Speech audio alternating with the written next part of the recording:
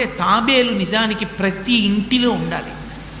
మనకి ఇప్పటికీ దేవాలయాల్లో తాబేళ్ళు ఉంచుతారు. ప్రతి దేవాలయంలో తాబేలు ఉంటుంది. పూర్వం ప్రతి నూతిలో ఒక తాబేలు నుంచేవారు. ఎందుకు తాబేటిని ఉంచుతారో తెలుసా? తాబేటి యొక్క దర్శనము మంగళ దర్శనం. తాబేటి వంక చూస్తే మంగళం. అందుకే ఇంట్లో కనీసం తాబేలు బొమ్మ అట్టి ఉంచుకుంటారు. ఉంచుకుని ఒకసారి ప్రయత్నపూర్వకంగా దాని వంక చూస్తారు. ఎందుకు తాబేలు ఇంట్లో ఉంచుకోవాలి అంటే దాంట్లో ఒక రహస్యం ఉంది. దీక్ష అని ఒక మాట. దీక్ష అన్న మాట దేనికి అన్వయం అవుతుంది అంటే యజ్ఞానికి అన్వయం అవుతుంది. యజ్ఞం చేసేటటువంటి వాడు దీక్ష స్వీకరిస్తాడు. దీక్షా స్వీకారం చేశాడు అంటే ఇంటి లోపలికి మళ్ళీ వెళ్ళరు. ఇక పూర్తయిన తర్వాతే ఇంట్లోకి వెడతారు. ఇల్లు విడిచిపెట్టి బయటికి వచ్చేసి దీక్షావస్త్రాలు కట్టుకుని మేళతాళాలతో యాగశాల ప్రవేశం చేస్తారు. ఇక ఎప్పుడు మళ్ళీ ఇంటికి వెళ్ళడం? ఆ యాగం